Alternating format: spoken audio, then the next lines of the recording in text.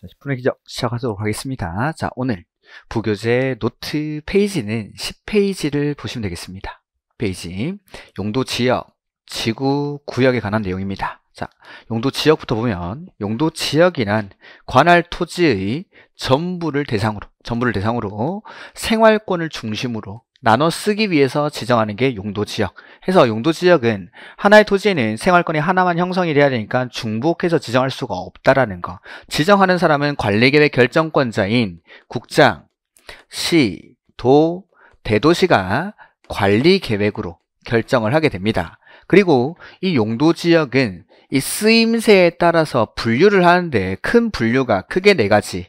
도시지역, 관리지역, 농림지역, 자연환경 보전지역, 요걸 도, 관, 농, 자 이렇게 분류를 하죠. 그 다음에 도시지역은 다시 주거지역, 상업지역, 공업지역, 녹지지역, 요걸 주, 상, 공, 녹. 그 다음 관리지역은 보전, 생산, 계획관리. 이렇게 하면 법에서 분류하는 9개의 용도지역이 나오고, 여기 도시지역에 있는 용도지역들은 다시 대통령령으로 세분을 하게 됩니다. 도시지역 중에 주거지역은 다시 전용, 일반, 준주거지역으로, 전용은 1종이랑 2종으로, 그 다음에 일반은 1종, 2종, 3종, 그 다음에 준주거지역. 상업지역은 중심, 일반, 유통, 근린. 공업지역은 전용, 일반, 중공업지역. 녹지지역은 보전, 생산, 자연녹지. 이렇게 세분된 것들이 여기 뒷페이지에 표에 나와 있습니다. 이 용도지역의 정의들 기억을 하셔야 됐고, 연결해서 건폐율이나 용적률 최대 한도까지 같이 기억하시면 되겠습니다. 자, 건폐율은 우리가 5657에 9887 이렇게 기억을 할 겁니다. 887 해서 전용 주거지역은 1종, 2종이 50, 일반은 1종, 2종이 60인데 3종 일반이 50이라는 거. 그 다음에 준주거지역은 다시 70, 이게 5657. 그 다음에 상업지역은 90, 80, 80, 70. 요까지가 5657에 9887. 공업지역은 70, 녹지지역은 20인데 계획관리지역이 40. 계획관리지역이 40. 나머지는 20. 그 다음에 용적률은 용적률 최대 한도는 첫 번째 100부터 시작합니다. 제1종 전용 주거지역은 100부터 시작을 해서 50씩 순서대로 더해 나가는 거죠. 해서 100, 150, 200, 250, 300인데 준주거지역은 500. 그 다음 상업지역 중에 중심상업지역은 1500부터 200씩 빼나갑니다. 1500, 1300, 1100, 900. 그 다음에 50씩 순서대로 더해 나가던 게 300에서 끝났으니까 이 300이 전용 공업지역으로 그대로 내려와서 여기 다시 50씩 더합니다. 해서 300, 350, 400. 그 다음 녹지지역은 도시지역이라서 최대 한도가 100인 게 2개고 80인 게 하나입니다. 어디가 80이죠? 보전녹지가 80, 나머지는 100. 근데 관리지역은 도시 외의 지역이라서 계획관리지역만 100, 나머지는 80, 80, 농림 80, 자연환경 보전지역 80. 그래서 요 계획관리지역을 좀 잘 봐두시면 되겠습니다. 이렇게. 그리고 용적률은 일단 최대한도부터. 그 다음에 이런 용도지역을 지정할 때는 원칙, 관리계획으로 한다라고 했습니다. 입안, 결정, 고시라는 절차를 거쳐야 되죠. 근데 이 절차의 전부나 일부를 생략하면 특례. 해서 첫 번째 특례는 공유수면, 매립지에서의 특례입니다.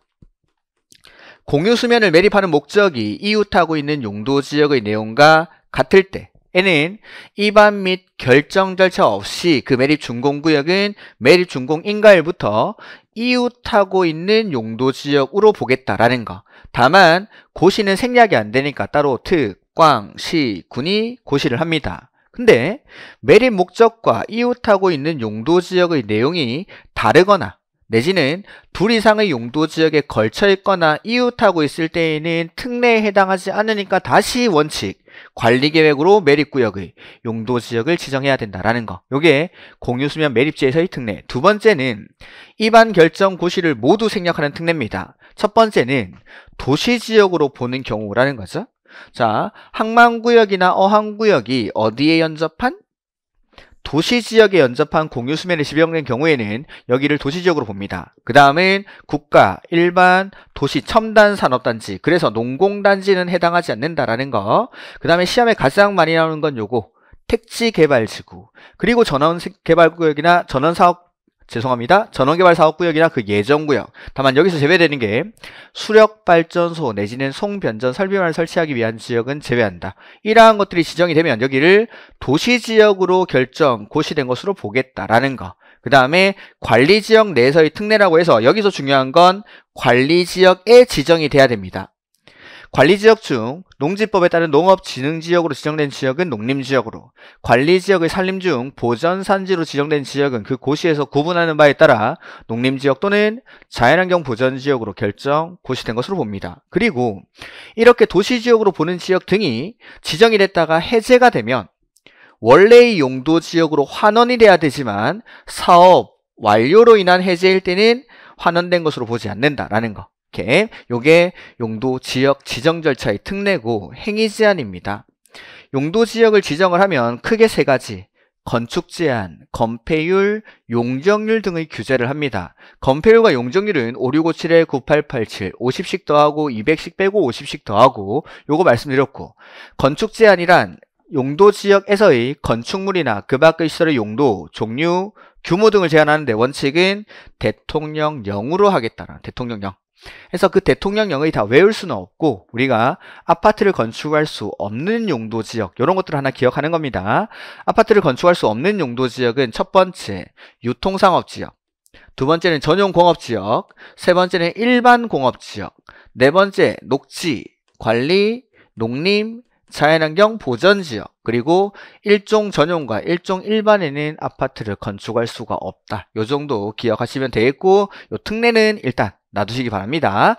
그 다음에 용도지역이 아직 지정이 되어 있지 않습니다. 그런 지역은 자연환경 보전지역에 관한 규정을 적용하고, 용도지역이 세분이 안 돼 있는데 도시지역이 세분 안 된 경우에는 보전녹지, 관리지역이 세분이 안 된 경우에는 보전관리지역에 관한 규정을 적용합니다. 그리고 도시지역에서는 적용하지 않는 규정이 두 가지가 있습니다. 첫 번째가 접도구역, 두 번째는 농지증. 다만 녹지지역에 있는 농지로서 도시군 계획시설 사업에 필요하지 아니한 농지는 그러하지 아니하다. 즉 녹지지역에 있는 일반적인 농지는 농지증을 발급받아야 한다라는 겁니다. 여기까지가 용도지역에 관한 내용입니다. 그 다음 용도지구. 용도지구는 지역보다는 좁은 곳입니다. 그래서 관리계획으로 지정을 하는데 관할 토지의 일부, 지역은 전부, 지구는 일부에다가 용도지역의 기능 증진, 즉 용도지역을 도와주는 보약 같은 역할을 하는 게 바로 용도지구다라고 했었죠. 그래서 이 용도지구는 지역과 달리 중복해서 지정하는 것이 가능합니다. 그리고 이 용도지구를 분류를 하면 법에서는 9가지로 경관, 고도, 방화, 방제, 보호, 취락, 개발지능지구, 특정용도제한지구, 복합용도지구 중에서 대통령령으로 세분이 가능한 게 경, 방, 보, 취, 개, 이렇게 5가지는 대통령령으로 세분할 수 있습니다. 경관지구는 자연, 시가지 특화, 방제지구는 시가지 자연, 보호지구는 역사문화환경 보호지구, 중요시설물 보호지구, 생태계 보호지구, 취락지구는 자연취락지구, 집단취락지구, 개발진흥지구는 주, 산, 관, 복, 특, 주거, 산업유통, 관광, 휴양, 복합, 특정으로 세분을 합니다. 그 각각의 용도지구가 어떻게 세분되는지, 그리고 그 정의들 다음 페이지에 정리가 돼 있으니까 요거 가지고 확인을 하시면 되겠습니다. 그리고 이 용도지구는 법이랑 대통령령으로 이렇게 세분을 하고 있지만 조례로 추가적인 세분이 가능하다라는 거 3가지만, 경관지구, 중요시설물 보호지구, 특정용도제한지구, 요 3가지는 조례로 추가적으로 세분할 수 있습니다. 그 다음 법이랑 대통령령에는 없는 새로운 용도지구를 신설하는 것도 가능합니까? 조례로 해서 사유는 부득이한 사유가 있을 때, 행위제한은 필요 최소한도로만 시험에 나온다라면 마지막 거, 용도지역이나 용도구역의 행위제한을 완화하는 용도지구는 신설하지 아니할 것이라는 거. 요게 조례에 의한 신설, 조례에 의한 용도지구의 세분입니다. 이렇게 지정된 용도지구에서도 규제를 합니다. 용도지구에서의 규제는 건축제한입니다. 건축물의 용도, 종류, 규모 등을 제한하는데 원칙은 조례로, 근데 용도지구에서의 행위 제한을 조례로 하지 않는 것들이 있다라는 거죠. 그게 고, 개, 복, 차, 집 이렇게 이 5가지는 조례로 하지 않습니다. 일단 지금은 조례로 하지 않는 것들이 어떤 게 있는지 고도지구, 개발진흥지구, 복합진흥지구, 복합용도지구, 자연취락지구, 집단취락지구 이 5가지는 조례로 행위 제한을 하지 않습니다. 그리고 고도지구는 관리계획으로 정하는 높이를 초과하는 건축물을 건축할 수 없다. 요 정도까지. 그리고 나머지는 대통령령으로 규제를 하는데 그 대통령령의 내용을 제 노트에는 아래에 정리를 해뒀는데 요 내용은 일단 다음 과정에서 보도록 하겠습니다. 그 다음 여기 행위 제한의 특례라는 게 나올 겁니다. 13페이지 우측 하단에 있습니다. 용도지역이나 용도지구 안에서 도시군 계획시설에 대해서는 용도지역이나 용도지구의 건축 제한에 관한 규정을 적용하지 않겠다라는 거. 그 다음 경관지구나 고도지구 안에서 리모델링이 필요한 건물에 대해서는 규제 등을 완화하여 제한할 수 있다라는 거. 그 다음에 방제지구 안에서 용도지역 안에서의 건축 제한 중 층수 제한에 있어서는 1층 전부를 필로티 구조로 하는 경우 그 필로티 부분은 층수에 산입하지 않습니다. 요 3가지. 그리고 조금만 더 하면 여기 복합용도지구를 지정할 수 있는 곳이 딱 3군데가 있습니다. 복합용도지구는 특정 시설의 입지를 완화하기 위해서 지정하는데 그 3군데가 여기 일반 주거, 일반 공업, 계획관리지역에 지정을 해서 건축 제한만을 완화하는 것이 적합할 때 지정하는 게 바로 복합용도지구다라는 거. 여기까지가 용도지구 그리고 용도구역입니다. 용도구역 역시 지역보다는 좁은 곳이니까 관할의 일부에다가 그 쓰임새, 용도는 각각의 용도지구에서 따로 정합니다. 이것도 당연히 중복이 됩니다. 해서 용도구역은 일단 개발제한구역, 시가와 조정구역, 도시자연보호구역, 수산자원보호구역 이렇게 4가지로 구분을 하고 이 각각의 용도구역들이 왜 지정되냐라는 거죠. 개발 제한 구역은 도시지역의 무질서한 뭘 방지합니까? 확산 방지. 2번째는 국방부 장관의 요청이 있어 보안상 목적으로 도시의 개발을 제한할 필요가 있을 때 지정하는 게 개발 제한 구역. 그 다음에 도시자연보호구역은 식생이 양호한 산지에서의 개발을 제한할 필요가 있을 때 그럴 때 그렇게 해서 도시민에게 건전한 여가 휴식 공간을 제공하기 위해서 지정하는 게 도시자연공원구역. 그 다음 수산자원보호구역은 말 그대로 수산자원을 보호 육성하기 위해서 공유수면이나 그에 인접한 토지에도 지정을 할 수가 있다라는 거죠. 그 다음에 시가와 조정구역은 도시지역과 그 주변 지역의 무질서한 시가화를 방지합니다. 개발 제한 구역은 확산 방지, 시가화 조정 구역은 시가화 방지 하기 위해서 일정 기간 동안 시가화를 유보시킵니다. 얼마? 5년 이상 20년 이내. 그리고 이 유보되는 기간 역시 관리계획으로 정하겠다는 거. 유보되는 기간 역시. 그리고 시가화 조정구역 지정에 관한 관리계획 결정의 효력은 시가화 유보 기간이 끝난 날의 다음 날의 효력이 상실됩니다. 그리고 나면 그 사실을 결정권자가 국장, 시도지사가 고시를 해줍니다. 실효가 되고 나서 고시를 한다라는 거. 이렇게. 그 다음에 누가 지정하냐라는 거죠. 개발 제한 구역은 국장이 지정합니다. 그 다음에 도시자연공원구역은 시, 도, 대도시가. 그 다음에 수산자원보호구역은 해양수산부 장관이. 그 다음에 시가와 조정구역은 원칙은 시도지사가. 다만 국가계획과 연계하여 지정할 때는 국장이. 용도구역을 지정하는 이유도 행위제한, 규제를 하려고 지정하는데 위에 있는 3가지 개발제한구역, 도시자연보호구역, 수산자원보호구역의 행위제한은 따로 법률로 정합니다. 우리 시험 범위가 아닙니다. 그래서 시가와 조정구역의 행위제한이 나오죠. 시가와 조정구역에서의 행위제한은 일단 크게 2가지로 도시군 계획사업과 도시군 계획사업이 아닌 경우로 나누고 도시군 계획사업의 경우 이 3가지 요건이 갖춰진 사업만 할 수 있습니다. 이것만. 따로 허가를 받거나 신고를 하고 하는 건 아닙니다. 이 요건이 갖춰진 사업만. 다만 도시군 계획사업이 아닌 경우에는 일부 행위에 한해서 뭘 받아야 되죠? 허가를 받아 할 수 있다. 그 허가를 받아서 할 수 있는 행위가 요 아래에 있는데 요거는 다음에 보도록 하겠습니다.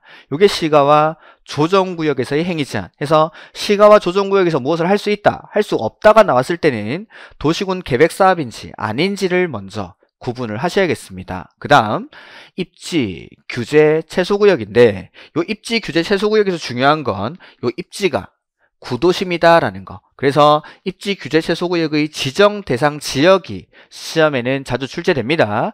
기본계획에 따른 도심, 부도심, 생활권의 중심지역, 그 다음에 철도역사, 터미널, 항만, 공공청사 등 지역 거점 역할을 수행하는 시설을 중심으로 그 주변 지역을 집중적으로 개발, 정비할 필요가 있는 지역. 세 번째는 3개 이상의 노선이 교차하는 대중교통 결절지로부터 1km 이내에 위치한 지역. 네 번째, 정비법에 따른 노후불량 건축물이 밀집한 주거지역이나 공업지역으로 정비가 시급한 지역. 그 다음에 5번째 보시면은 도시재생 활성화 및 지원하가는 특별법에 따른 도시재생 활성화 지역 중 근린재생형과 도시경제 기반형 활성화 계획을 수립하는 지역. 그 다음에 도시 첨단 산업단지, 그 다음에 소규모 주택 정비사업 시행구역, 이런 곳들을 지정할 수 있고, 이렇게 지정된 입지 규제 최소구역에서는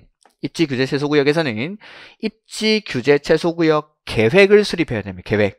그 계획의 내용은 아직 시험에 나온 적이 없으니까 일단은 참고로 보시는데, 입지 규제 최소구역에서의 행위 제한을 입지 규제 최소구역 계획으로 정하겠다. 그래서 지정된 입지 규제 최소구역에서의 행위 제한은 입지 규제 최소구역 계획으로. 그리고 입지 규제 최소구역을 지정할 때는 관리계획으로 합니다. 그래서 지정하는 사람은 관리계획의 결정권자.